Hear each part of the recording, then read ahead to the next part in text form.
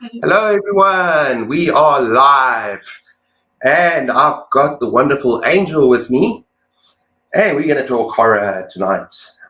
Angel's got a stunning channel. It's just so colorful. She's so well spoken, and she's read a hell of a lot of horror and thriller books. And those are her two favorite genres. And she also reads some other stuff like romance every now and then. But her main categories are horror and thriller. I hope I'm right there. Yeah. And what I like about her channel is that she reads so much new horror that I haven't heard of. So I find myself filling out my TBR because of her channel. She gives me so many new recommendations. So yeah, welcome, Angel. Thank you. I'm excited to be here. Yeah. Yeah, I definitely read a lot of different things, but I think over 50% of what I read in a year is horror. So I think you're right in saying that's my top genre. And I do read a lot of new releases. I try to read some of the older ones every now and then, but I just read what comes to me. Yeah. A lot of Yeah. thriller, a lot of sci-fi, romance every now and then, like you said.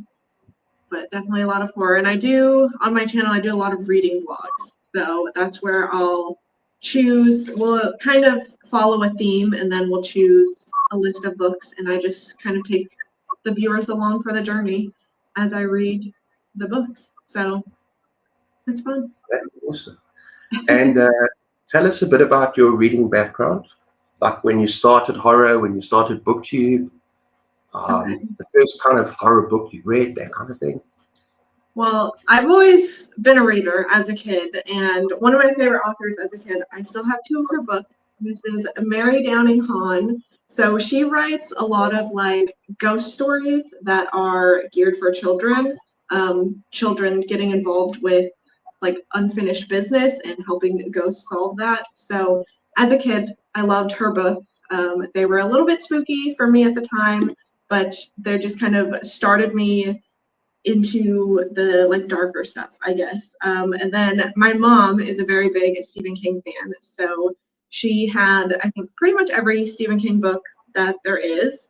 And so as I got older, she started giving me her favorite. So I think one of the first like real adult horror books that I read was Pet Cemetery by Stephen King, and I really loved that. I went on to read it, and I read Carrie at one point. So that's how I guess I started in horror. And then as far as booktube, I just found myself reading a lot in like 2021, 2020, and I wanted a community where I could get online and share that with people, especially within the horror community, because I feel like booktube is such a big thing and it's hard to get into those little spaces where people read a lot of what you read. So I think I've done that. I've put myself out there and I've found a lot of people that enjoy the same things as me. So I think And that's awesome. It's a very niche. It's a very niche community. You kind yeah, of look after each other. Yeah. Yeah. yeah.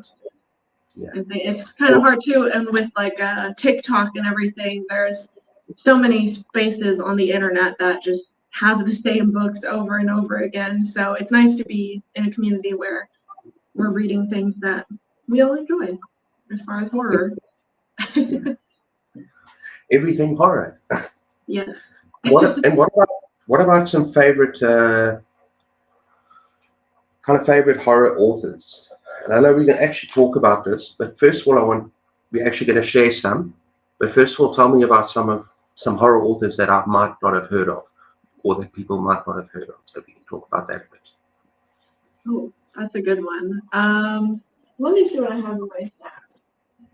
I think one of my favorite authors is Ian Reid. I have his three books here, Foe, We Spread, and I'm Thinking of Ending Things, which is one of my favorite, I think, all time. I think his books are more just like unsettling and not like very gory or very violent, but they just leave you feeling very unsettled and very full of dread throughout. So I really like his books. Definitely waiting for number 4 to come out. Yeah. I don't know. I have Eric LaRocca here as well, who is, I think he's kind of popular, but he's also like not very popular. But he has, I That think, forgotten cover, words since he last spoke. that cover is insane. That cover is just freaking insane. So I I'm sorry. have all of I've his. got that on my Kindle. I've got that on my Kindle. I haven't read it yet. He's really, really good, and I think a lot of his things are very dark and very disturbing, and a lot of his short stories specifically have really stuck with me that I have not forgot since I've read these like over a year ago. And I like a lot of the themes that he has in horror. Like a lot of his characters are queer, so it's like them talking about belonging and finding community, and which is very, I don't know. I just really like his work and what goes on in his brain. That's fantastic. Should we say hello to a few people? Yes. Let's say hello to a few people. Okay. First of all, gonna maybe fill up a bit later. Sorry, hang on. Okay, why is this not working? Hello, I see the Eerie Fairy Tales. Hello, I actually don't think I know what their name is. Okay, I don't know why this is not working now. Hang on a second. Oh, there it is. Yes. Yeah, just So let's go trying to the dragon. fairy tales. Basically a thumbs up. Hello. She commented on my post. She said she's gonna send a notification. So thank you for being here and hanging out with Thank us. you very much. Nice to see you. Yeah, then we got John from Disquiet and Dragons. Hey, Cliff and Angel.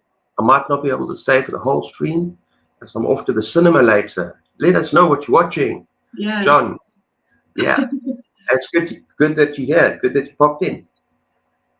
Okay, and then we got my wife, my biggest fan. Hello, Anita. Then we got, I see lots of channels that read one main genre. Is it the Eerie Fairy Tales? Yes. Is that a channel I'm going to check out? Yeah, she's really fun. She does a lot of horror and sci-fi, a lot of good recommendations. So I must check out her channel. Yes. Yeah. Okay, I see a lot of channels that read one main genre and less that read a variety. Maybe that's just what I see.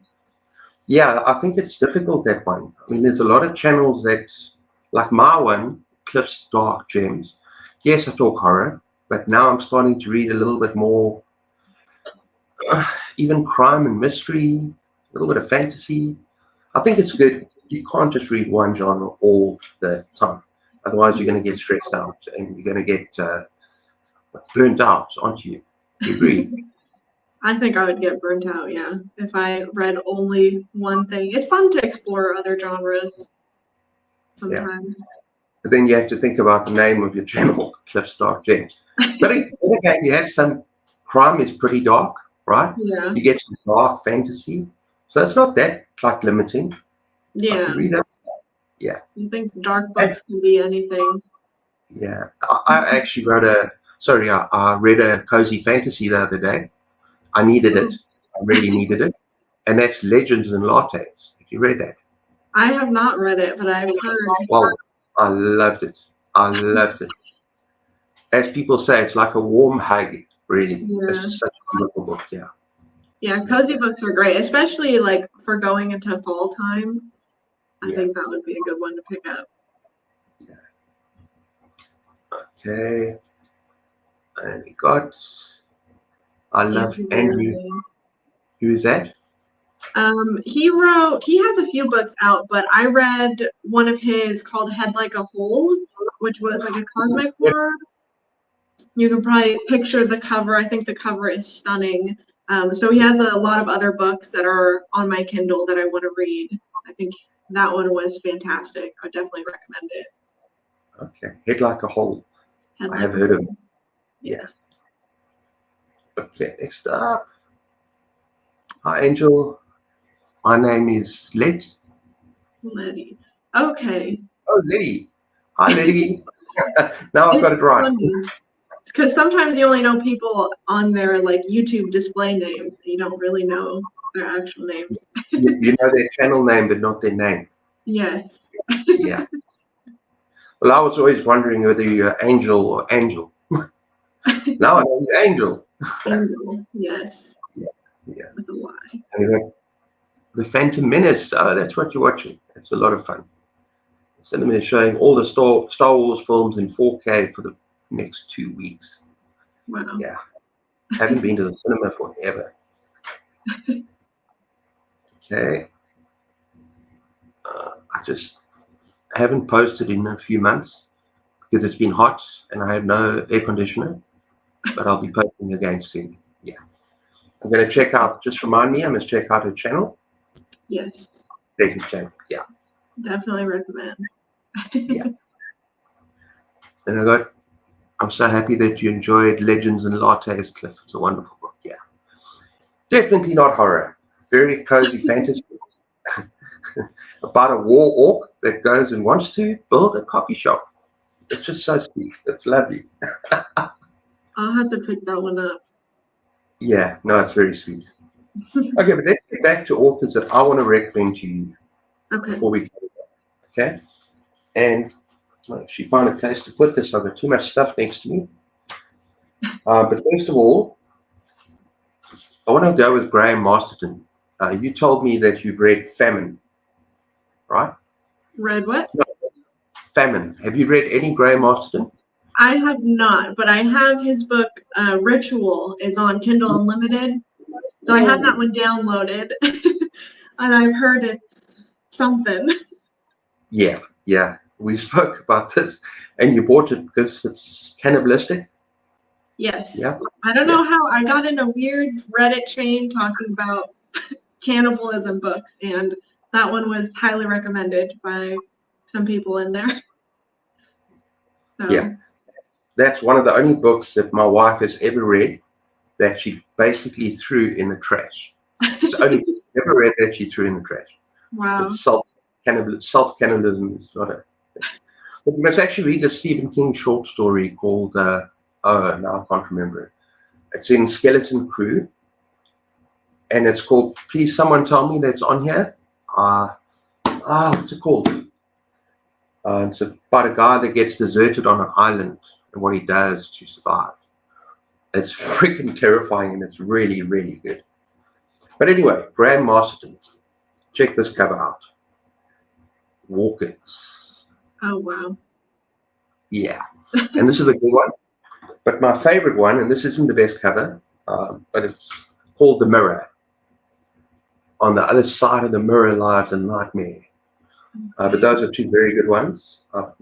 Quite a lot if you want to get into some more sort of 70s, 80s paper books from hell, that kind of horror. Graham Masterton is a good bet. Okay. And then I've got, and I know you've read a book that is my favorite book of all time, and you also gave it 5 stars. You know what that is? Is it Swan Song. Okay. Yes, yes, Swan Song by Robert McCammon. You have to read Boy's Life, and this is another good one as well, Mystery Walk. I really enjoyed it. This was 4 stars, 4.5 stars, but it was a lot of fun. Yeah. Yeah, I enjoyed the Swan Song. It took me a little bit to get into because it's a very big book, but I did really enjoy it. I like the way that he wrote the characters, and I feel like they all had so much depth to them. And then, of course, the story itself is so just depraved and crazy. It is crazy, yeah. And the world building, or like, yeah, that kind of post-apocalyptic, just absolutely nuts world where there's nothing left and these survivors are eking out a living in this kind of wasteland. That's really good. I really enjoyed it. I really love the atmosphere.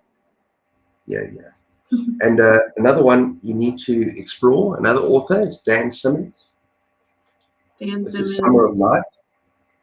Have you read it? It? Yes. Yeah. I have. Yes. This has very similar vibes to it. A lot of people prefer it over it, but it's about it's like a coming of age about these boys, and they have to kind of rescue the small town, that whole feel. And it's just nostalgic, and they have to rescue the town from this terrible evil. And it really is a very, very, very, very good book. And if you're going to start with Dan Simmons, I would recommend Summer of Night. Okay. I'll keep Okay. that in mind. I think I've heard of The Terror by Dan Simmons. Yeah, I've that's heard my that's a favorite. good one. Okay. That's, but it is big, Yeah. and it requires a lot of patience as well. It's a chunker, and there's a lot of, it's a historical horror, so there's a lot of attention to detail, Okay. really small detail. But once you get into it, it's a page turner. Character development is amazing. The world is amazing. It's based on a true story, the Franklin expedition, and yeah, Okay. it's a great story. Yeah, I definitely want to read that one at some point. Yeah, no, you must. And then I've got another one for you. You said you haven't read any Dean Koontz. No. I've heard a Yeah, bunch, but no, I've never picked anything up. he's not really my favorite author at all, but there are two books I love by him, and one of them is also my wife's favorite, and that is Watchers by Dean Koontz. And this is most people's favorite by him, and it's about a genetically engineered super dog. Okay. Because Dean Koontz loves dogs, in particular golden retrievers, and this dog kind of escapes from this laboratory, but then this other creature is kind of trying to track it down and kill it. And it's a horror. It's like a horror stroke thriller, and it's apparently, well, as far as I remember, a long time since I've read it. It's really, really, really good.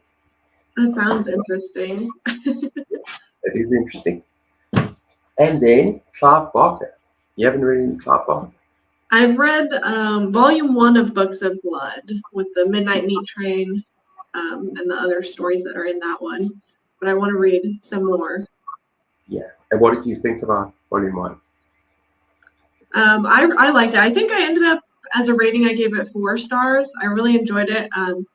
I just actually recently rewatched the movie for the Midnight Meat Train, and I think the story is so much better because I feel Yeah. like he perfectly hit everything he needed to hit in a short story, and I feel like the movie they kind of dragged it out a little bit more than it needed. So I think he found the perfect balance with that one. So I definitely want to check out more because I know he has a lot of film adaptations. Yeah. So Yeah. These books are always better than the movies. And that's usually the case. if you enjoy dark fantasy, he writes a lot of really good dark fantasy, kind of erotic as well. And he's very much a LGBT kind of author as well. And yeah, I think you'll love him. And this is Cabal, one of his lesser known ones. And yeah, as you mentioned already, Books of Blood. It's fantastic. Yeah. I've read all 6 volumes. I absolutely love it. Yeah. I want to read the other volumes as well. Okay, and then I want to mention 2 books because I sneaked a look on your Goodreads page because we're friends on Goodreads. Well, didn't sneak because we're friends, hey? Yes. Right? Yeah. And I found 2. Actually, you know what? I think I might have to catch up with these comments. Can we do that first? Okay. Let's do that. Yeah. Let's have a look. God. Morning coffee and horror talk. This is shaping up to be a good day. Yes, I have my coffee. I made sure I got my Dunkin'. I live in South Africa, so I'm not drinking coffee. This is in the evening now. This is 7 o'clock. No evening coffee. Evening coffee, yeah. Okay, so I kind of like the prequel a bit better. Bookshops and Bone Dust. They both are funny and cozy. Okay, I still need to read the prequel. That's for Legend of the Lattes. Yeah. Isn't there a sequel as well? Or is it just a prequel? When I read it, if there was a sequel, I would have read it. If Bookshops and Bone Dust was a sequel, I think I probably would have read it straight after. But it's a prequel. Prequel, But okay. I will get to it. But yeah, no, it's a prequel to the story. So I'll have to check them both out then. now you'll have to, yeah. Yeah. Okay. I'm having coffee right now too. Yeah. The coffee Most team. people are. I'm being naughty, but it's night time, so I'm allowed to be naughty. Story, laughing, yep. I thought the Lecter Survival School sounded like fun. I've never heard of that. Yeah, I don't It's think I've always heard of that either. sorry. But I don't think Have I've you? heard of that either. Like a Hannibal Lecter? Yeah, I was thinking Hannibal Lecter. Is it a novel? I've never ever heard of that. And there's always something you can learn. However, I don't think eating my own arm would help. I'm trying to. Oh yeah, now I remember. Now I remember. Survivor Type. Look up the story Survivor Type from Skeleton Crew by Stephen King. Okay. Okay. I'm gonna Let me type just that up, so pardon me. yeah. Let me just give you the basic intro to Survivor Type without spoiling it. Well, it might be kind of spoiling it, but basically a doctor, a meteorologist, whatever, gets stranded on a desert island with nothing there except this one bird. And he's got all sorts of stuff like cocaine, he's got drugs, and he's got his medical kit. And the longer he stays there, he starts to get hungry. I'm not going to say anything else. I But think he's not. actually, I believe I've heard of this before. Yeah. So I'll definitely have to check that out. It's his most way out there short story, definitely. It's pretty gruesome. Maybe I'll see if I can get my hands on it for October. Maybe October I'm gonna do. I did this last year, but I want to do it again and make it recurring. Just reading only horror for Yeah, October. So I think I'll see if I can pick that one up for that month. it is a spooky season. Go for it. Yeah. Okay. So here we go. John says, Dark Rivers of the Heart is a great Dean Koontz novel. I really enjoyed that one. Okay, I'll check that one out. There's so many of these books I remember enjoying when I was like a teen, but I can't remember them. Yeah. And that for me is the problem with Dean Koontz compared to Stephen King. Stephen King, I can remember the plot. I can remember what happens. I can remember some of the characters. With Dean Koontz, it's almost like his books became like a copy of each other. He has the same kind of plot. He has the same kind of tropes, and it gets a bit too much. He writes the same kind of way. Yeah. But yeah, I know there are some good ones, so it's worth checking them out. And I know Watches and Intensity are my two favorites. Okay, so wait. We got. If you like sci-fi, I recommend the 90s film adaptation of Harrison Bergeron, which was originally a short story by Kurt Vonnegut. I just love how the movie expanded upon that 8-page story. Okay, I am starting to get into sci-fi.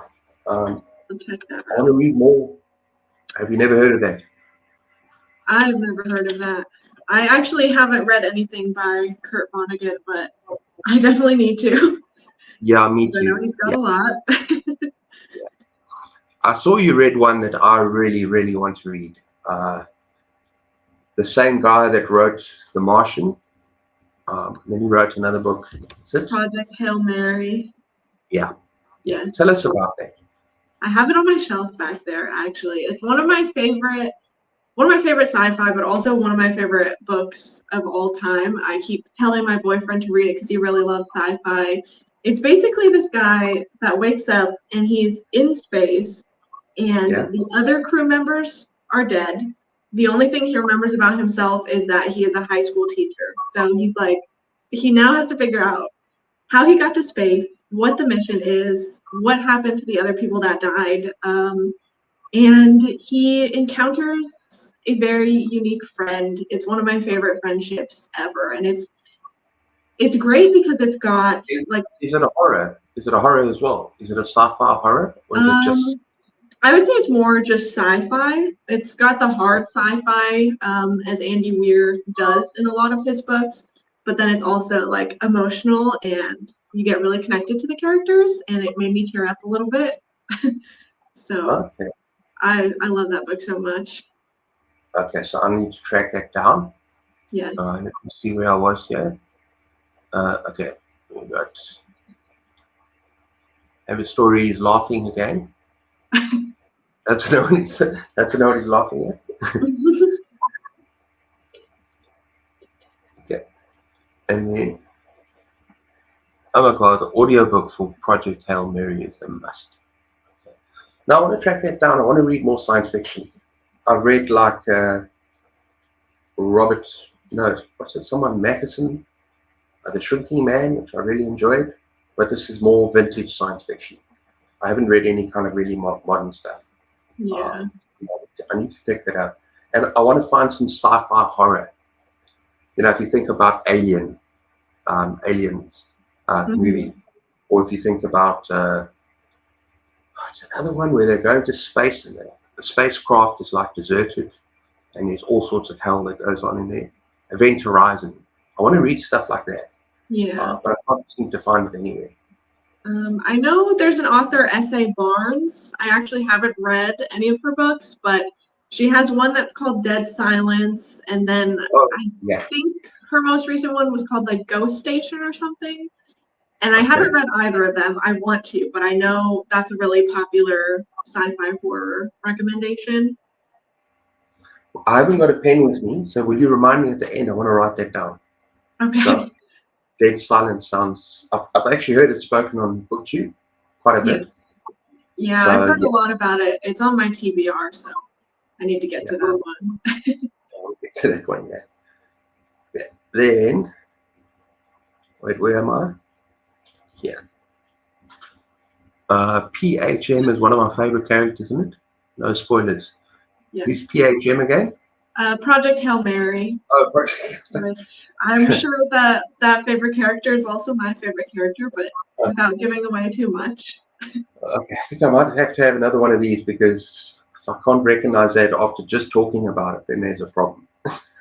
Okay. Yeah, so I want to start with the more sci-fi. Sorry? Oh, I just said it's a great book. I would definitely recommend it. Okay, yeah. Sci-fi horror, Dead Silence, Paradise. Never heard of that. Paradise 1. The Scourge between the, am I saying it right? The Scourge or the Scourge between stars and Night Flyers. I'll have to check those out. The only one I've heard of is Dead Silence. Well, if they're available on Kindle, I'm going to look them up.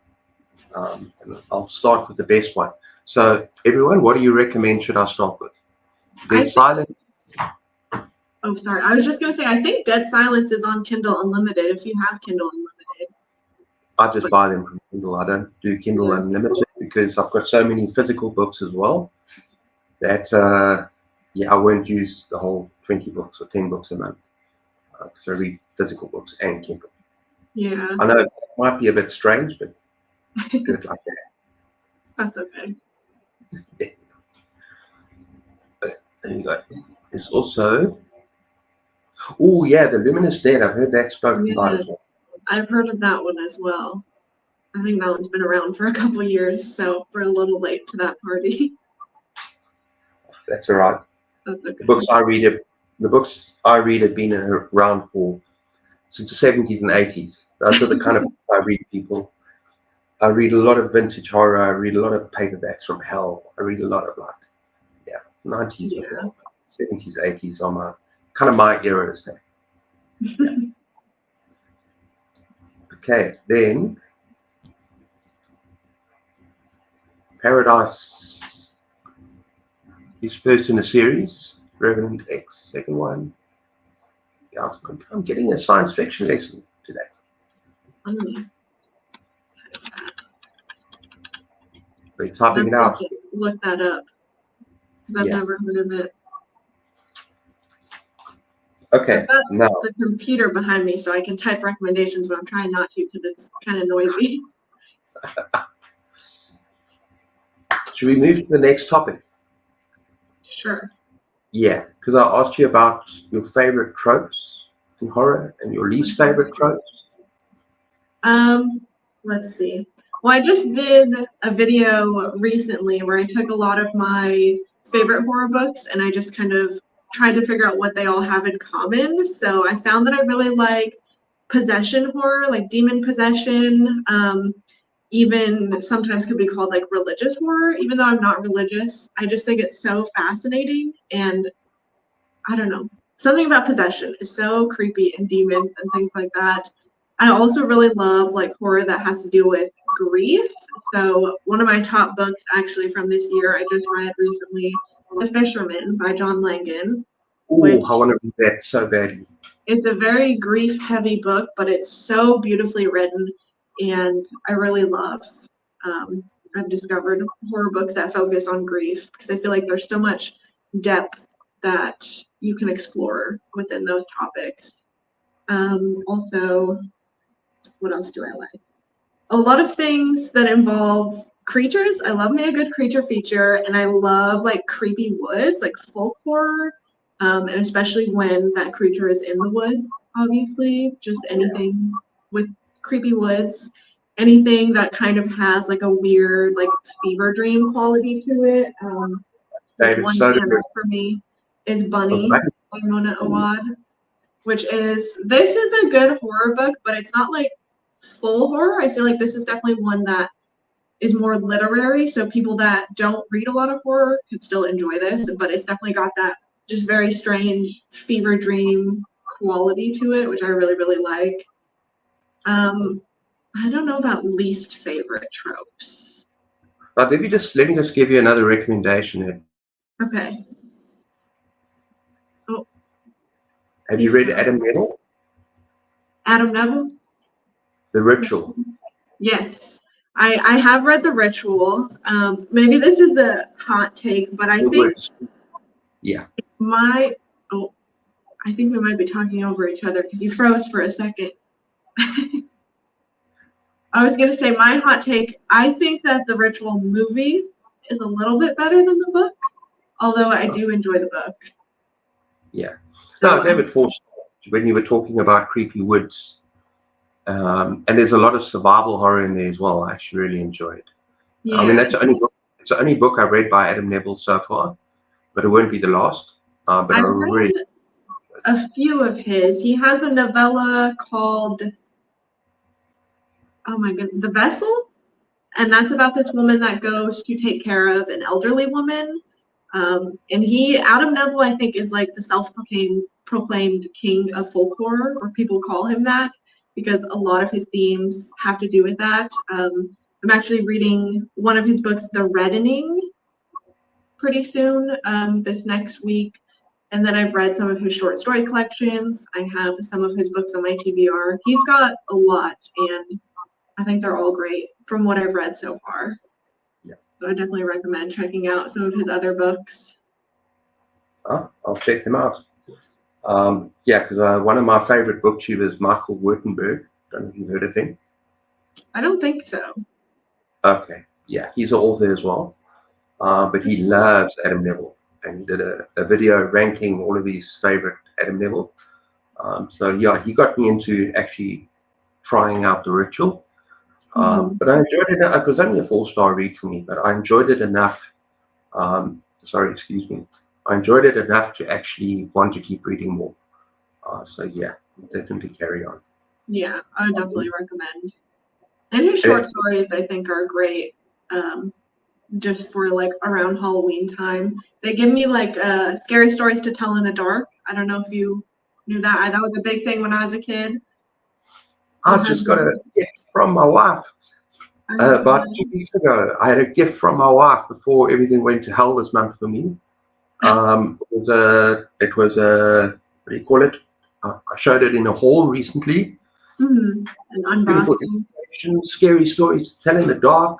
All 3 volumes with the illustrations, everything. I can't wait to dip in. That's awesome. Yeah, this is my very beat up copy. It's a library copy that's all ripped. It's actually, let me see if I can find it. It has a burn, a great burn in it. But I've had this since I was a kid, and it's just one of those they're actually kind of creepy. Like, to be marketed to children, I feel like they're very spooky. But I saw some of the illustrations look absolutely terrifying. Yeah, I think those are the creepy parts is the illustrations. I haven't read the other volumes, but I do want to get like one of those nice sets that you're talking about. eventually. I actually want to see if I can find it because, oh man, I'm this sure it might looks a take. lot better than my copy. No, I don't think so. Well, it's new. It's new, but I would love to get my hands on it now. No, it's going to take too long. That's okay. But yeah, they've We'll checked go my watch haul. the video. Yeah, it's a haul in the haul video. It was some nice gifts to cheer me up, so it was actually very nice. Yeah, and some of your least favorite tropes. I mean, let me just go with my favorite first. I love post-apocalyptic. So after reading The Stand and Swan Song, those are my two of my favorite books. I love that kind of end of the world scenario. And although both books are very, well, seem to be similar, but they're both very different. With the kind of plague, and you've got the kind of nuclear war, the Swan Song. I love that end of the world scenario where the survivors have to and the character development with the survivors have to kind of make a living, find each other, and they're good versus evil. I love that. Yeah. Yeah, I love a lot of apocalyptic, like, of course, The Road by Cormac McCarthy. Ooh, I love that. I love that. Yeah. Just, what else? Station 11 is a really popular one. Or The Book of the Unnamed Midwife I just recently read, and that one was really good. I just like, because I feel like there's so many different scenarios that you can come up with for this end of the world situation. So that is a I mean, as well. You can differentiate it or compare it to dystopian novels as well. I mean, there's a lot of dystopian novels that have that kind of, not so much the end of the world, but how society has moved on to something completely different. And I find that interesting as well. I mean, there's a lot of sci-fi dystopian novels that I really enjoy. Just that the society is just completely changed. Something's completely different. So I love that. Yeah, one of my favorite books is I think fits into that dystopian category. It's called The Marrow Thieves. I don't know if you've ever heard of that. It is by an indigenous author, and it's basically in a dystopian future where humans have lost the ability to dream, but they have found a way to recreate that through the bone marrow of indigenous people. So there's obviously a lot of commentary as these people are being captured and harvested for their bone marrow pretty much. But it's really, I think the characters were really well developed, and it's a really fun read, but it's very hard to read, obviously. Yeah, that sounds very, very interesting. I can't think of any dystopian novels off the top of my head except for those old classics, like Brave New World, all of those, which are actually very 1984. 1984, yeah. Have you read Blindness? Read? Blindness by Jose Saramago? No. That one, it gets very dark and very depraved. It's basically like everybody in the world. I don't think it's everybody in the world, but people just suddenly go blind. I've heard of that. Yeah, it gets very dark. I should reread it because I don't remember a whole lot beyond the basis plot of it, but it is messed up. Have you ever heard of a book called The Knife of Never Letting Go by Patrick Ness? It's a part of a trilogy. I actually taught it in high school, and I'm thinking back now, junior high. So I'm thinking back now how the hell those kids reacted to some of those scenes in that book, because it gets very dark as well. In the trilogy, I think the second one is called the Subtle Knife. I can't remember the third one, but the first one's the best. Just look it up. It was made into a movie. I don't know how many movies you watch, science fiction, whatever. It's about this world of men only. There's no women. And at the beginning, every man can hear every other man's thoughts. They call it the noise, as a result of this virus. So there's no escape. There's no sense. You can't censor your thoughts. You have to it's just chaos. It's about this boy who escapes this and finds this Place of Silence. Guess what? It's a girl, and it's very, very, very good. So That if sounds you get, interesting. yeah, the subtle knife. No, the knife of never letting go. I love it. Very, very good. Okay. Okay. I'll have to check that out. And your least favorite trope? We're kind of getting a little bit all over, but that's fine. Least favorite tropes. This is hard. I mean, there's things that I don't like in books, like dream sequences. I'm not a really big fan of. I feel like that just kind of takes me out of the story. Yeah, I don't like when horror books or thriller books or whatever they have like a unnecessary romance in there. yeah, Even though yeah, I do read romance sometimes, I just think like if you're not a romance writer and you can't yeah. develop the romance, just leave it out, you know? Well, even worse is cringy sex scenes.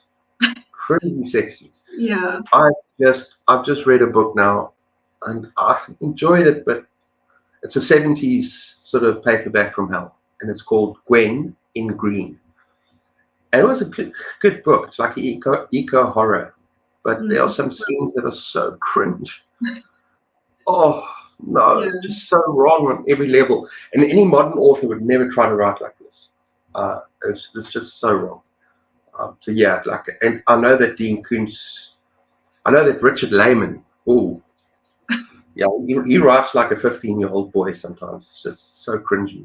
I've definitely skipped my fair share of sex scenes. Just flip the Yeah, page and flip over. Yeah. if you're a romance writer, go for it. If you're a horror writer, don't even go there. Yeah. Yeah, yeah. Okay, there we go.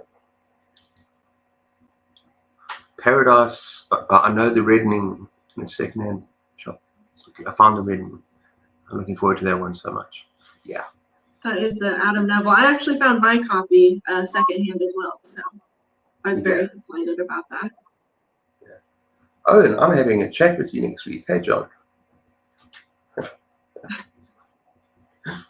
Looking forward to that. I hope you're still available. Okay. Then something is happening on your channel, and I want people to know about it. People that rewatch this, and you've got actually a very nice kind of theme thing going on your channel. And you've been doing it all year, where you talk about horror subgenres. So your latest one is quiet horror, where you speak about books like Shirley Jackson, The Haunting of Hill House, which, unpopular opinion, I did not enjoy. It's not my favorite. Yeah. I think I gave it 3 stars, and I was like, I know some people are going to be upset about this. Yeah, no, well, I've said it.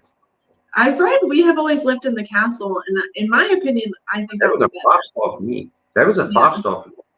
I think I gave it 4 stars. Okay.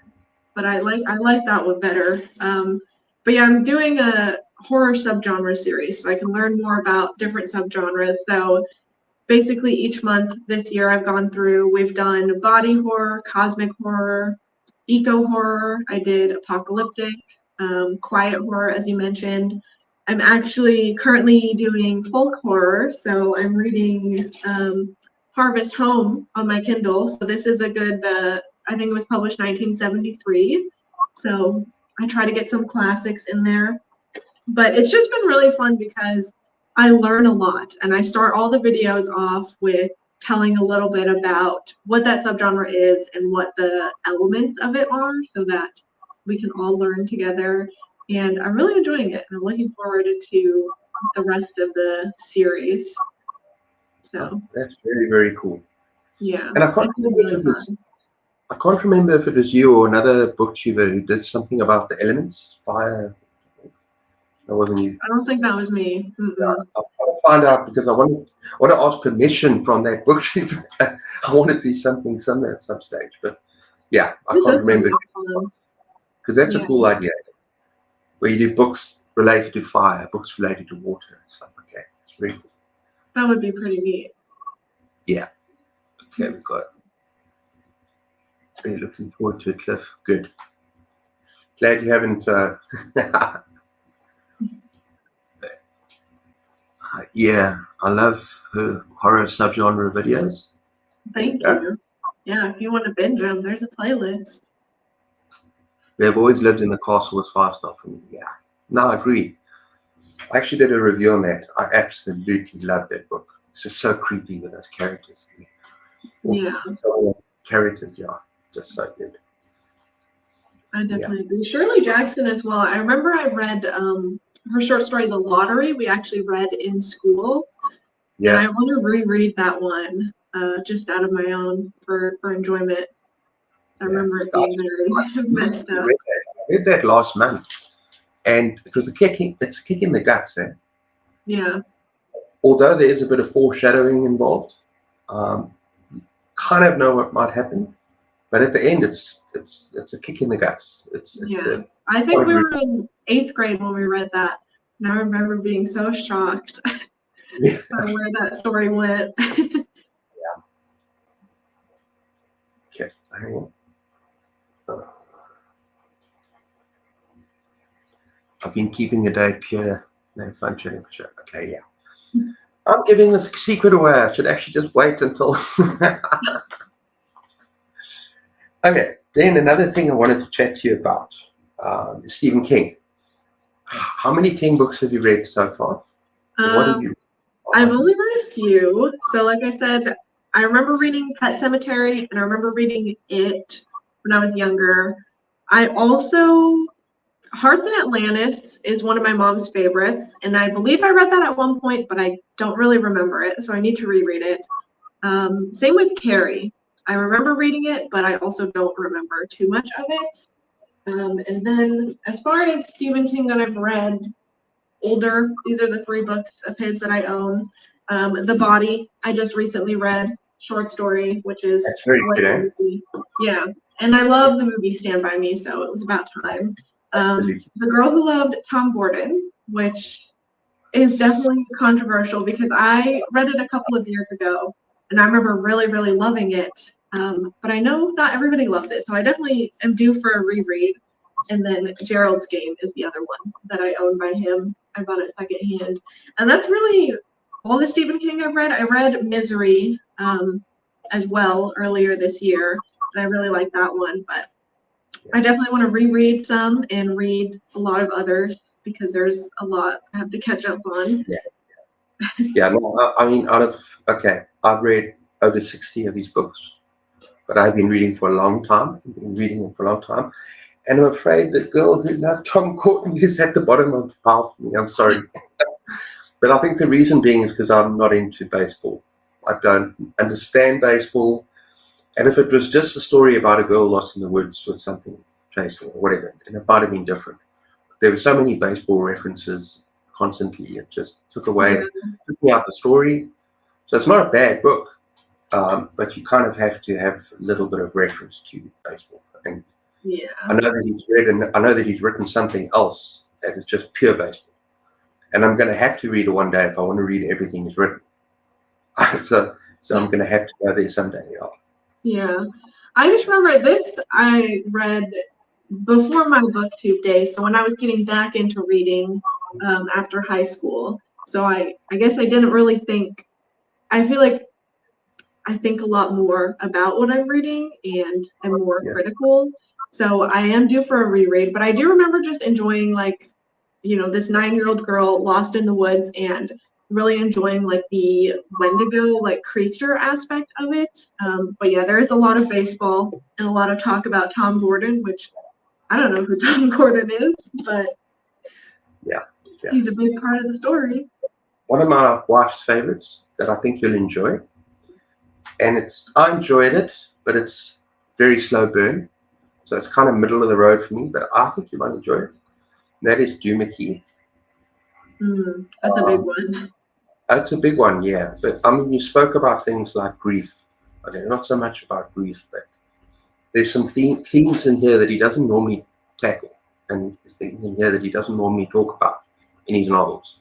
So it's very slow burn. There's some very interesting stuff going on here. Doomickey. And I did enjoy it. But yeah, I think you might enjoy it more than me. And then also, a book that is never spoken about, but is one of his best books, if you really think about it. And also a phenomenal movie, and that is The Green Mile. Mm. And I've got this copy, and I've also got, sorry, my lovely waitress. I've got this copy, and I've also got this sort of 6 little things that came out in a series of The Green Mile. But it is a phenomenal. Have you seen the movie? I have not. I've heard of it, but I've never seen it. So powerful. And I wouldn't call it exactly a full-on horror or anything. It's more like a kind of drama. Very, very, very powerful book. So yeah, I'd recommend that as well. I mean, I've got 60 behind me now. I can't get them all down. So Yeah, that's like I mentioned, my mom was a huge Stephen King fan, and she would get his new book in the mail. I think she was a part of like the Stephen King like fan club or something, because they would just send her the books when they come out. And she still texts me to this day. She's like, "Oh, just picked up the new Stephen King." yeah, So that's where a lot of that love comes from. Although yeah. I'm probably disappointing her because I haven't read too many. No, thanks, mate. Sorry, I've just had a refill, so not coffee. Not coffee. Okay, we got some other people here. We got the speak colleges. Hang on, I've been keeping it at. Oh, sorry, yeah, we got that. Oh wait, no, I'm skipping someone. Hello, speakologists. Hello, speakologists. We have always lived in the castle. 4 stars for me. Yeah. Yep. And then I've just picked up The Shining and Under the Dome from my library stall. I have seen the TV series for Under the Dome and The Shining movies, so I want to read the books. Under the Dome is one of the only Stephen King books that I've DNF'd so far, but I like to call it shelved. So I'm going to pick it up one day again. And I think one of the reasons people DNF books is sometimes because you're not in the mental space. You're reading a book, and it can affect how you're enjoying the book. You know what I mean? Yeah. It's like this month has been a very difficult reading month for me for obvious reasons. I'm not going to go into that now. So that'll affect how much you enjoy a book because your mind's on other stuff, right? Yeah. Like if you've had a very hectic day at work and you come home and you've had a terrible, stressful day, surely that can impact on the way you're enjoying the book. Whereas if you're on holiday and you're sitting on the beach, right, then it's completely different. You're relaxed and you're going to take your stuff a lot better. So yeah, Under the Dome, I kind of read in a bad time, and so I need to pick that up again. Yeah. But I love The Shining. I love The Shining. Yeah, I definitely need to read The Shining, and Under the Dome I think is on my TBR. The Stand I also want to get to. So I see Swan Song is compared to that one a lot. Yeah, but and I see that now. I see a lot of people like on Goodreads, these things on Goodreads where people say that it sucks that he's copying Stephen King. I'm never going to read it. It's the same book. It's not the same book though, because Swan Song is a post-apocalyptic nuclear war with entirely different cast of characters, different kinds of characters. The only similarity, really, I mean, The Stand is totally different. It's about a sort of plague. It's about a flu, a super flu. You get a cold and cough and die, and wipes out most of America. But the landscape has not been altered at all. You've got different characters. You've got different kinds of things happening. It's a different beast. I think one problem is that, yes, you have good versus evil in both. And in some ways, it seems quite similar. But I mean, I actually like Swan Song more. They're both their own monsters. They go their own direction.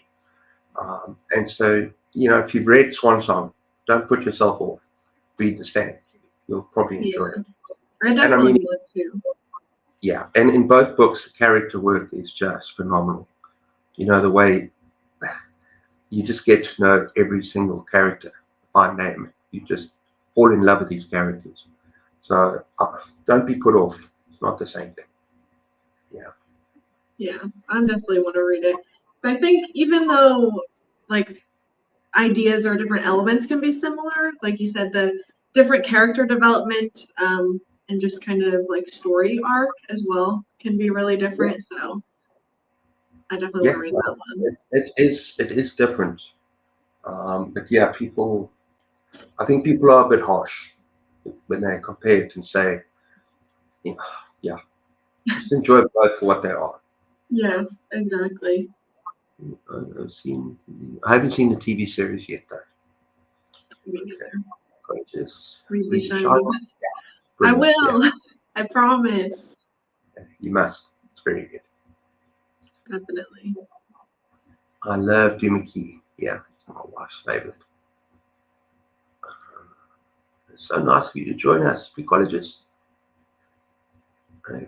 Oh yeah, I've seen the Green Mile. That's an emotionally intense one. Yeah, I highly recommend you either watch the movie or read the book first. It doesn't matter. But the movie is also just so powerful. You'll find yourself crying at times, or just Mm. like so emotional. Okay, so good. I remember being released here as a series of novellas. Yeah, I've got those series somewhere, and I was going to take them down, but it's just too much to put on my shelf here. So I couldn't. I got like that all little series that came out, kind of. Okay. It is such a powerful book, but heartbreaking. Man, what happens to that one guy? Oh yeah, Alicia.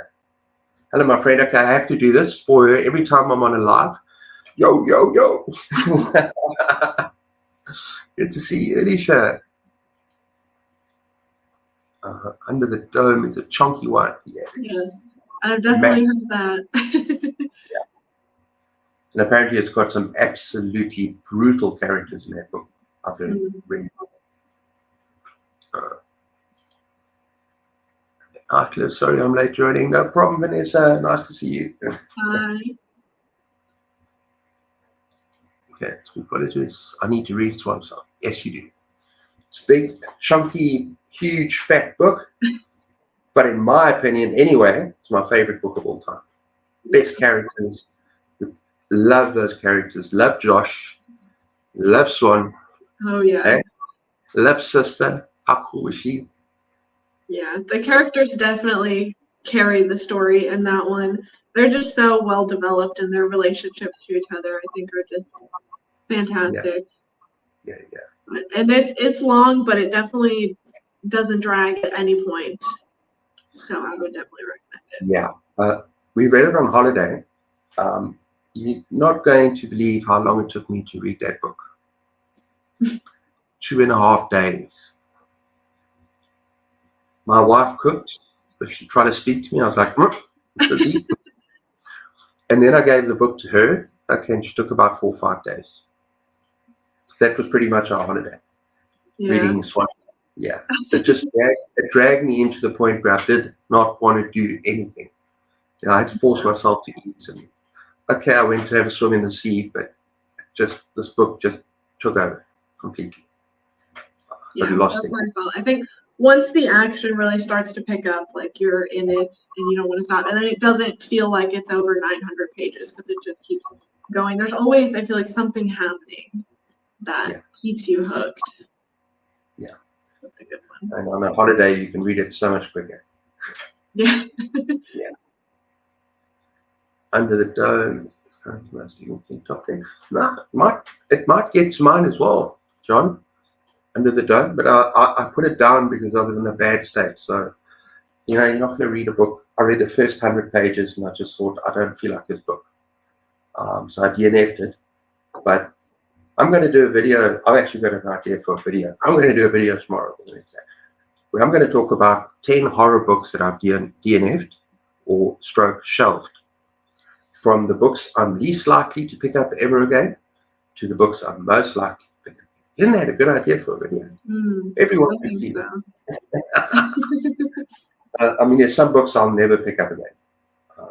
But the Stephen King books, I've stopped 2 now. Lisey's Story, which I want to read again, just this month. not going to happen, and Under the Dome. So I want to pick those up one time. I've heard a lot of people rave about that. Mm-hmm. Okay, 2.5 days. So it must be good. I'll save it on my CDVR. Yeah. I did have the time. I had the time. So. That is pretty impressive, because that's a big one. I think it definitely took me a few days to get through. Yeah. Yeah, you're a fast reader, though. I see sometimes you read up to 20 books a month. Yeah.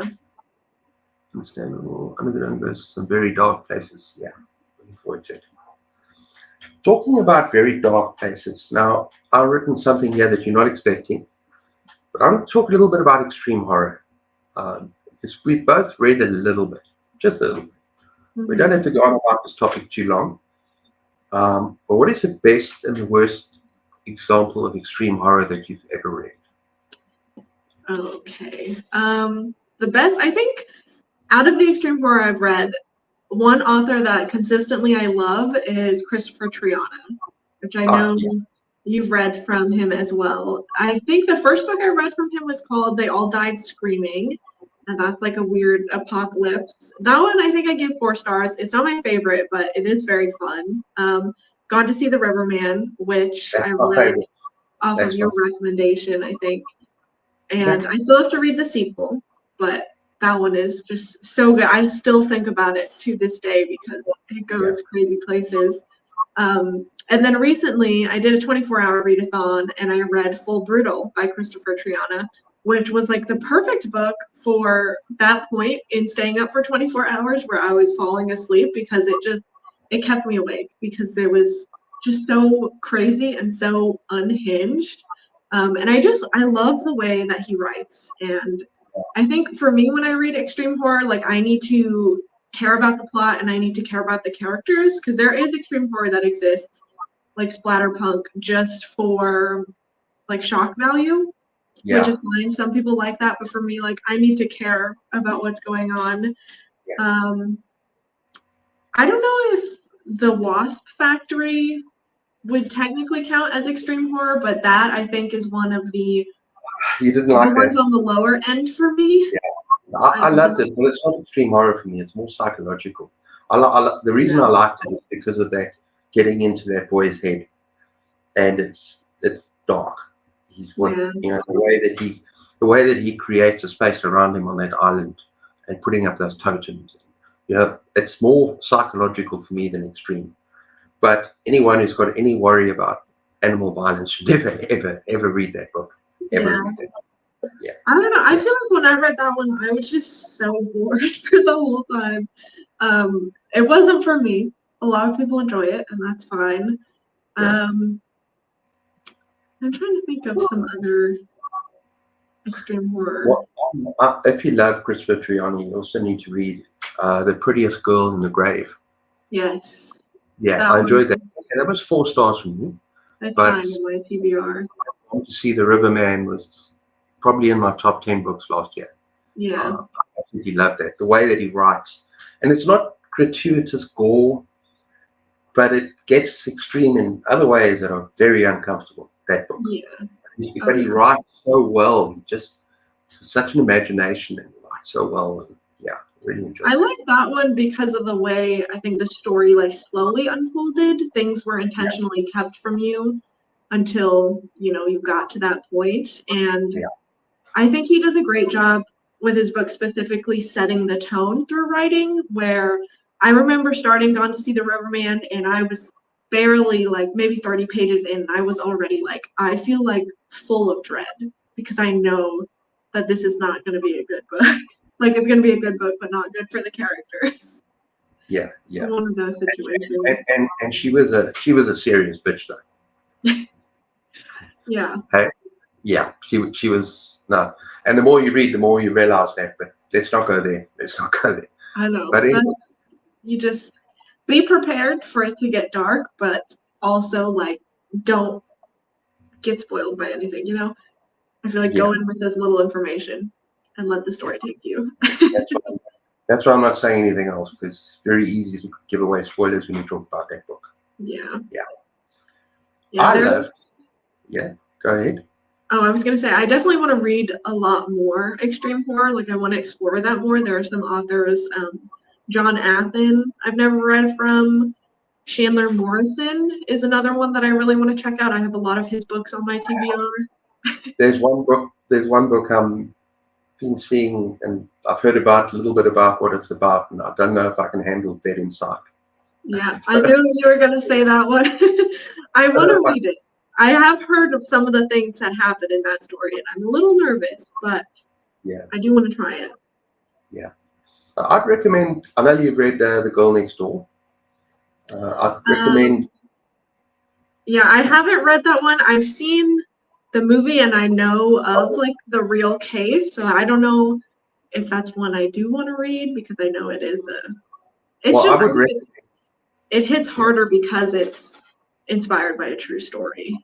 Yeah, I absolutely loved Off Season. Um, Yeah, so by Jack Ketchum. So, I and I haven't know read it, at the but beginning, I know you said at the beginning you like cannibal thing. yeah, So if you like that, you're gonna love the story. You're gonna love the story. Yeah, but yeah, it's that's very one that's on my TBR for that specific reason. I'm hoping to read that one maybe in October as well. I yeah. really, really want to get to that. And the thing is that he just writes so well, in my opinion. Yeah, almost, if not better, sometimes than Stephen King. And yeah, I just found it so engaging and so terrifying the way he writes his characters and what happens to them. Hmm. And once the action starts, it's just so visceral and just so, just like really, really terrifying. And so, yeah, I really enjoyed it. I want to read more by him. The Girl Next Door also scares me a little bit. I don't know if I want to go there. I Yeah. have heard it's incredibly, incredibly disturbing. But probably the most, probably one of the most extreme things I've ever read, and I did not enjoy it. Even though it was written to shock and horrify and not scare the crap out of you, but to disgust you. And I've spoken about it on my channel. Was that book by Judith Sonnet or something? No, No One Rides for Free. Um, And it's a novella. It's a novella, I and read it that one. is so sick. And I felt so dirty after reading that book. I wanted to get in the shower and scrub myself down. It's disgusting. It's horrible. Yeah, I But have that's read that one, and I wasn't the biggest fan of it. But I know that was a book that she wrote like very, very quickly. So I want to read some of her other stuff. Maybe that's yeah, a little bit better developed. But okay. yeah, that was one of the first extreme horror books I read, and I don't know if that was the right move for me No, to that's go the right most in. disgusting thing. It's the most disgusting thing I've ever read. Yeah, But it goes places you don't really expect what's in that freaking bag. But it really, what that guy does, it's just, yeah. yeah. So I kind of got turned off also by, there was one author, my first effort with extreme horror was The Resurrectionist by Ross James White. And Mm. I quit about halfway through. But now, after reading a whole lot of other stuff, I think I should just carry on reading because it's not that bad compared to No One Writes for Free. It's actually not that bad. Yeah. Have you heard about that book? I haven't heard of that one. I've heard of the author. I think there might be some from that author on my TBR, but I don't think I've Yeah. heard of that one specifically. That's basically, he's got the power to kill you and bring you back to life. Simple. So he can absolutely destroy you and bring back your life and you're whole and you're fine. Except mentally, you know something's wrong. And so he decides to have some fun with his neighbor, this woman. It's sick. I'll have to look it up. I Yeah. You reminded me though, one of the first extreme horror books I read was also a mistake, and that was Cows by Matthew Oh, Spicone. well, I heard about that one. Yeah. That is what I didn't finish it because that is one that's very much like for shock value. There was some really horrific things that happened in that book. it's nasty. And there's no redeeming qualities. I've heard that book has got no redeeming qualities. It's not scary. It's Yeah. just supposed to be a sort of exercise in disgust, really. I feel like it's really just shock value because the disgusting and the extreme and violent scenes I feel like came out of nowhere. Specifically scenes involving cows, where I was like, this doesn't even make sense to the plot of the book. So I'll have would to not go back. recommend. I'll have to go back to your review of that, but you did that a long time ago, hey? Yeah. And I believe I kept it spoiler free, but I know there are people. I don't know if you've ever watched Reading with Meg on YouTube, BookTube. She No. is very, very much into horror, and she does a lot of extreme horror, and she has a full Reading, spoiler Reading with reading. Meg. Okay, I'll look that up. Yeah. She has a full spoilers video for cows if you are interested in that, and she has a lot of extreme horror books where she talks about the full spoilers. So if you're ever interested, if you're curious what goes on but you don't want to read it, I would Yeah, recommend the channel. I'm the kind of person that on my channel, I might have like one extreme book in the month that I might read, like from my pile of possibilities. And so if I'm in the mood, I'll pick it up and and normally be a novella or something. But yeah, I normally stick to my vintage horror and straight up horror. Yeah. I found Christopher Triana not that extreme at all. I found we're going to go back to that now. Gone to see The Riverman. I found that if you like horror, really dark horror, that's maybe a good stepping stone to getting into extreme horror. Because I didn't find it that overly gratuitous. You know what I mean? Like the blood and gore. It's there. Yeah. Oh. He froze again. Yeah, you froze as well. Okay, you're back. Now you're making this funny shape. As long as you can hear me, that's fine. There you go. Yeah, you're back. Maybe I would agree that Christopher Triana is a good stepping stone because he doesn't go too crazy. I think he has a really good balance with what he writes. Yeah, I found that book beautiful. Maybe beautiful is the wrong word, but I found it beautiful. I found the worst part of it was, I'm not going to give spoilers away, but you know what? The worst part of it is the other area he goes into that. Yeah. Is like, what the hell? And that's probably the worst part. But for the score and the stuff, I didn't really. Okay, let's have a look at what we got here. I'm far away now. We're going to have to go through these. Hey, I should have done this. We got carried away there, didn't we? Apparently, we had a lot more to say about extreme horror than we thought. Yeah. I hope I haven't skipped anyone. Hang on. Okay, so 2.5 days for one song. Okay, so I'll have it on my TBR. Yeah, you must watch it. You must read it, Vanessa. It's very good. Understandable. Under the Dome goes to really dark places. Psychic Teenage Bloodbath is my favorite extreme horror book. I have read that one. I haven't read the sequel. I want to read that because I actually was going to read that in Halloween or something. I think I gave it 3 stars, but I like the concept of it. Yeah. Vanessa, I think you'll love Gone to See the Riverman. Just the writing alone is just worth it.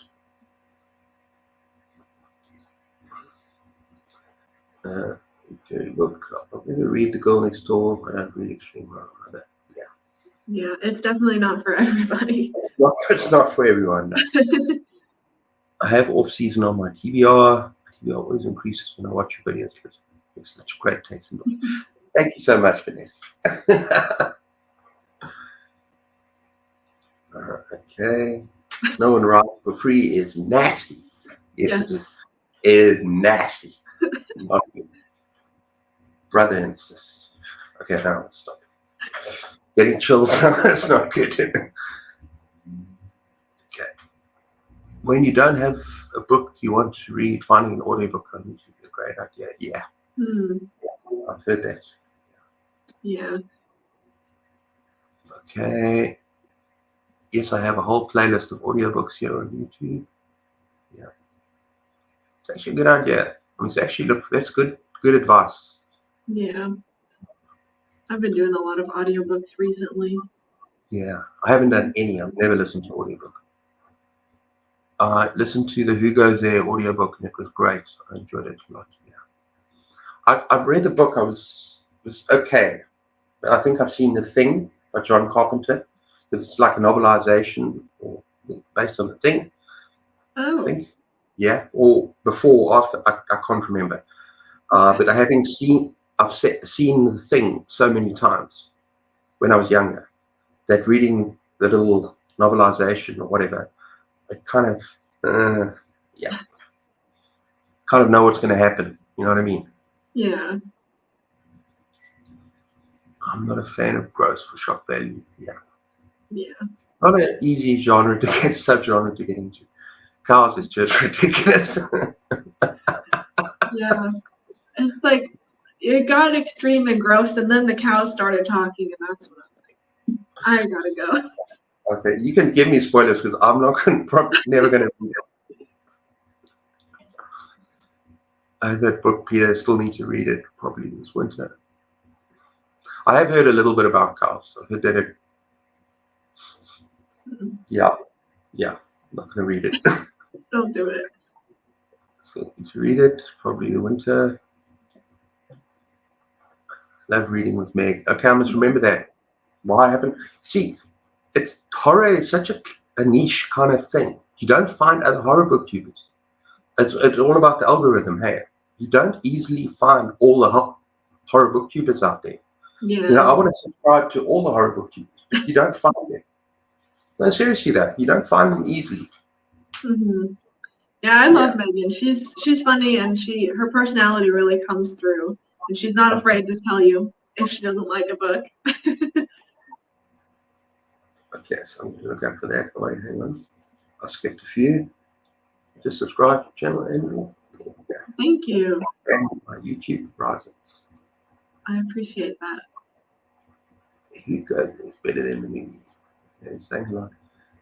I'll have to check that out. Peter, we're going that. I think they're different versions of the same book. And I think you might be talking about the good version. I might have read the bad version. I don't know. But I have to disagree with you there, Peter. I'm sorry. I like the movie a lot more. Just bought No One Rides for free. I'm intrigued. Take a deep breath. Ready to go for the plunge. Yeah. Okay. I think she just published a sequel to that as well. I don't know if I'll be reading it, but if you enjoy it. Hey, enjoyed cows. You might enjoy this one. Yeah, I did not enjoy cows. Sorry? I said I did not enjoy cows. No, that was crazy. Hello, Bad. Hello, my friend. Hello, I just read an extreme horror, but I can't review or even talk about the description because I'm afraid of YouTube flagging me. I love the sickest stories of horror. Hey, I'm sure you can still review it, hey? What's the title? Yeah, what is the title? Because I still need to read a book that she recommended that I got on my Kindle by Edward Lee. And it's about this hell thing. I can't remember what it's called. Something, The Infernal City. So yeah, I want to read that. Yeah, she talks a lot of excellent extreme stuff. I'll have to check that out. Yeah, I think. Oh, here it is. Hang on. Bowery. Have you heard of that? I don't think I've heard of that. No. Okay. Yeah, that's the hard thing about extreme horror on YouTube. Trying to review it is hard. Yeah. I love horror, but I love a lot of other styles as well. Horror is one of my favorites. Yeah. Okay, everyone, doing quite well. Bad. It's about a milking farmer's You do depraved things to women. That's all I'm saying about it. Oh, I've heard about that. Someone actually spoke about that. They said it's something about, yeah, milking. Milking. Yeah, no, I've actually heard about that. But yes, maybe it's not the best thing to actually talk about. Yeah, I've never heard of it, so I'll have to look it up. Yeah, just think women and a milking machine facility, then cows.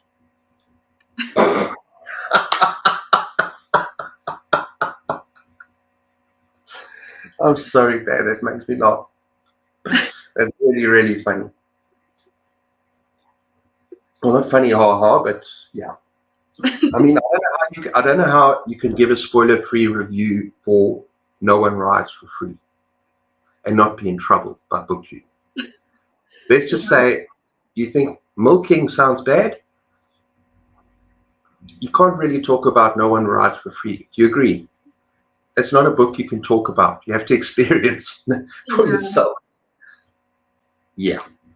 Yeah. It's so good. It's so good, but so violent. Violent, yeah. Okay. Violent, yeah. Exactly. It's a sequel to. Okay. What's the first one? What's the first one bad? Okay, she'll probably let me know just now. Sure. You got to love The Exorcist. That is one of my favorite horror novels. Yeah. I need to read that. Yeah. No, it's good. It's good, but it's not. You said that you're a fan of exorcism, kind of the horror trope. That's probably one of my least favorite, unfortunately. You know, the possession. I need to read it. Yeah, it's not one of my favorite tropes. So, this book is worse than Right for Free. Ooh, okay. And I know we spoke about it, Bad, because you said to me that is one disgusting book. So this is worse. I can see you taking notice. Just bought Bowery 2. Okay. Yeah, I'm gonna have to look that up. Sorry? I'm gonna look that up. You're gonna look that up. Yeah. Bowery 2. Oh, so it goes like that. Okay, Bowery 2. And it's Matthew Vaughn. Milk Jugs. It's a novella, so it goes quick. Yeah. Michael, why are you joining right at the end of our screen? How's it, Michael? You talked me out of No One Rides for Free. No, come on, you'll cope with it fine. You'll have no problem. Maybe not. No, don't read it. Don't read it. Promise. The Omen is great as well. Yeah, love The Omen. Yeah. Now they're just chatting. Now they're just randomly comments. I want to see if there's anything else I should chat about. Yeah, one other thing I wanted to ask you about is horror arcs. Remember, I saw on some of your videos that you take. Explain what a horror arc is and how you get. Arc is an advanced reader's copy. So Cliff and I were talking about sometimes independent authors will reach out and ask you to read some of their books. But typically I don't always go with that because a lot of times I feel like they'll just reach out without actually seeing what your content is, and then it's like not even related. But I was introducing Cliff to NetGalley, which is a website where anybody can sign up for free. And then publishers will just post all of these upcoming books and you just request an early copy for review. It's an ebook. It goes to your Kindle or you can download it on your phone or your computer, and then you have it forever. And then all they ask is that you review it. So I go through there and I'll request advanced copies of books that I want to read. And then a lot of times, sometimes I'll have a bunch of them. So that's what I did. I just read them all in a video, but they have like everything. They have all kinds of authors. So you can pick and choose the genres and what books.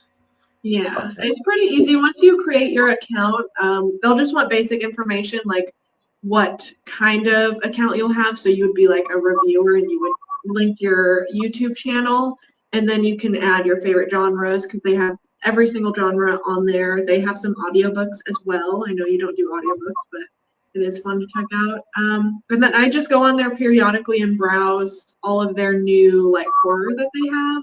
But I've gotten some pretty popular books. Horror Movie by Paul Tremblay. I got the early copy through there, and that's one of my top books this year. So yeah, definitely is worth checking out. Do they send you thousands of mails, or do then authors find your email and go and send you mail after mail, or you choose directly from the site? You know what I mean? Because I don't like getting hundreds of people. Sorry? It's just on the website. It's like basically like an online catalog. You can search by genre, and then, like I said, once you just request the book, and then if you get approved by the publisher, then you just get an ebook copy of it. And then at the very end, once you submit your review, you can click if you want to get emails and be contacted. So sometimes the publisher will contact you with other books you might like, or that's what I don't want. I don't want to get inundated, I think that's the right word, with thousands of emails. You know what I mean? It's like, yeah, I don't get very many from them, and you can click yes or no, so you don't have to sign up for them. Yeah. Oh no, I mean even now, with my channel, because I keep my Yahoo Mail, so people can contact me and talk. Mm-hmm. But I get quite a lot of people asking for reviews for their new book. And I want to be able to not do it, but not, you know what I mean? You don't want to, like you said, suddenly get sent things that you don't want to read. Yeah. And the idea that you have to be honest for an honest review. But if you don't like the book, you don't want to really give a review. Really, I don't want to. Like it's the same on Goodreads for me. I don't give 1-star reviews. I know a lot of people do. That's fine. But my 1-star reviews are actually DNFs. So basically, if I do not finish a book, then I will not leave a review, and that's basically 1 star. So I start with 2 stars. Mm-hmm. And funny enough, no one writes for free. I gave 3 stars, even though it was freaking disgusting. But because it set out to disgust you and shock you and so on. So it did what it set out to do. So the people that give it 1 star, but that's what it set out to do. So how can you really give a 1 star to a book, even if it's as horrific as that? Yeah. I mean, I haven't really read Cows, so I don't know. But yeah. Yeah, I gave a 1-star review to Cows, but I didn't finish that one. But I do have 1 stars every once in a while. But if that happens, it's definitely a book that I'm like, I don't recommend anybody read it. No. Okay. Okay, let's see what that says. Check it out. We're going to read it. Very bizarre. Okay. So you'll like it. I think you'll have a very similar taste to Bad. Okay. If you want a sequel, Lady, I'm so down for it. Yeah, I'll look it up when we're done and see. Yeah. Oh, you know what? I do more extreme horror. I think next year I want to do some more extreme horror videos. Yeah. What's the word? Bigfoot Crank Stomp. That's a pretty funny film. No, but there is apparently the most disgusting extreme horror that's ever been written. It's apparently by Edward Lee, and it's called Big Head. That's what I've heard anyway. Maybe I'm wrong. Yeah, I heard of that. Net Galley is a fantastic way to get some books. That's for a month on there. Okay. Yeah. I'm learning. I'm glad you told me that. I'm glad you gave me that information. I'm going to look it up. Mm-hmm. And as long as I can get Kindle versions, because they're never going to be able to send Oh me yeah, books. it's all ebooks, and then you just do a quick download to your Kindle. It's very easy. A jerk. Hey, Super Strange Shadow. Jerk recently told me that reading is for people who have no life or friends, which is true in my case. What do you think about what this jerk said? Oh, well, my wife and I, yeah, we don't really have a life. We just read and go for walks with our German Shepherd. And we're happy with that. We're happy with that. People can be jerks. The online people are great, but people can be real jerks. Yeah. I think if you're going to make that argument, you could say that about any hobby, you know, reading, playing video games, doing art. Like, it's just something you enjoy. So, yeah. I mean, when I was younger, I don't play video games anymore because I know that if I play video games, I'm not going to read. It used to be such a time sink for me as a gamer that now I love reading, and it's just healthier. It's just nicer. Yeah, I don't game a lot, but I play The Sims, and I have to restrict myself from that. No, I used to play things like a fantasy game, dragons, and it's an old game, but it's amazing with dragons and characters, and it's got the soundtrack. Can't remember now. Never mind. My boyfriend's a big gamer. Do you need a large following to do NetGalley? No, not at all. Anybody can sign up there. You would just link whatever. So I have about 500 subscribers on YouTube, but I started NetGalley when I had maybe 200. But it's really at the publisher's discretion. So some of the big, more popular books, they won't give away unless you have a big following. But if you're somebody that likes to read a lot of indie books, but like I said, even with my 500 subscribers, I've gotten arcs for Paul Tremblay, which is a really big author. So it's just up to the publisher, but anybody can do it. Yeah, that's a good question, though. Recently, can't write today. What is that from?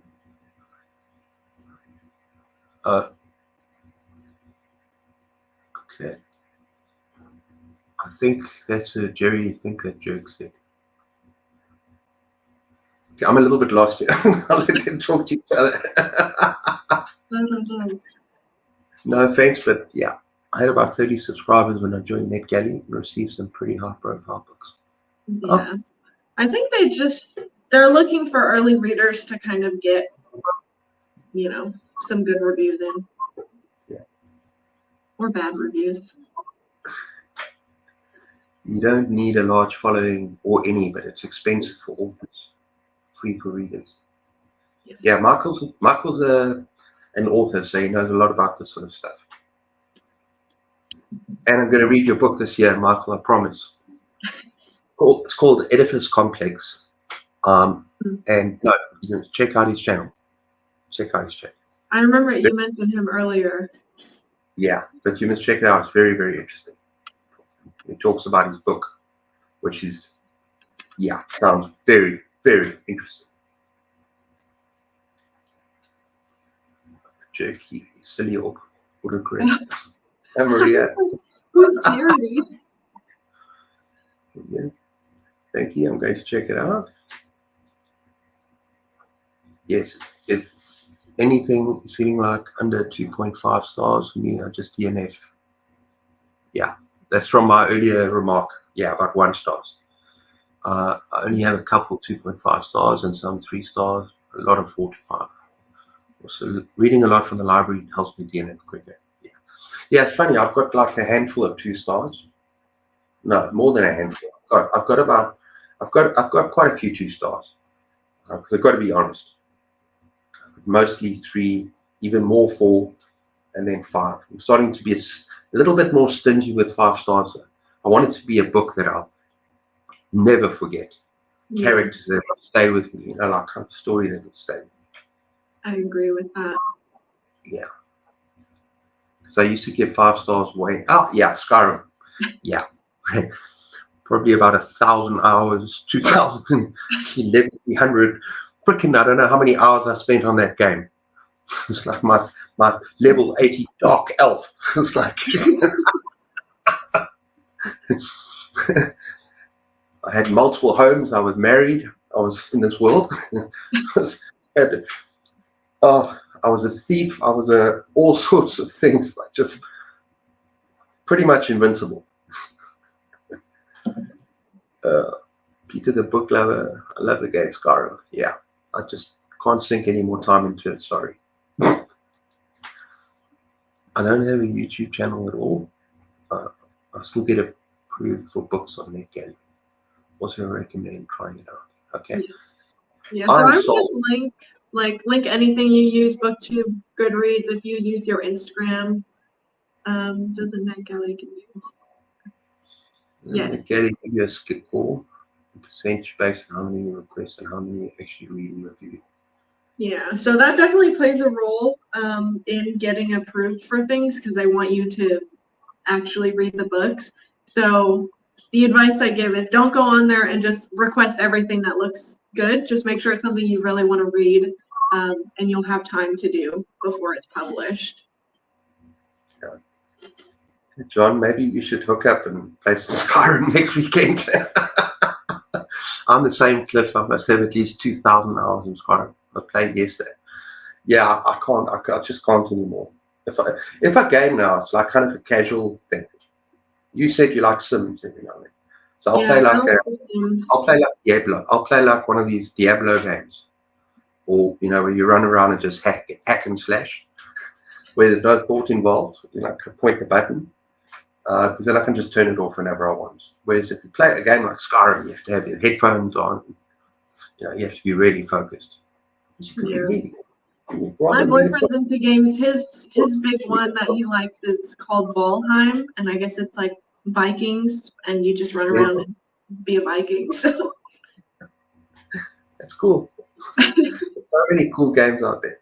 Yeah. Yeah. Okay, guys. I think we've done very, very well. Actually, 1 hour and 37 minutes. That's pretty damn good.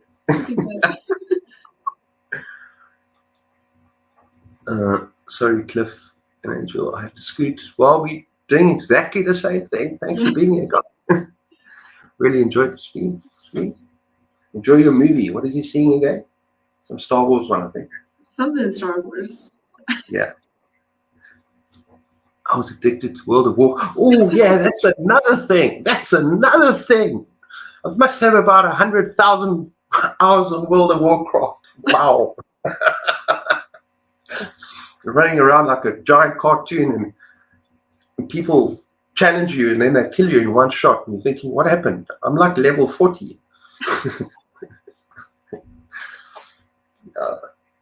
Okay. Yeah, I'll play World of Warcraft. Yeah. Great chat. Thanks for introducing another channel. Pleasure, Alicia. Got an awesome channel. You're going to love it. Thank you. Okay. Yeah. 20 minutes, I think. Yeah. Yeah. Guys, let's hang around for a little bit afterwards. Just say cheers. Okay? Yeah. Don't disappear. Okay, everyone. Take care. We are going to say goodbye. Thank you so much for being part of this live. And we're going to say goodbye in. Okay, let's just go here. Thanks, Angyl. Nice chatting with you all. We're going to say goodbye in 5, 4. Bye. It takes a while. Hang on.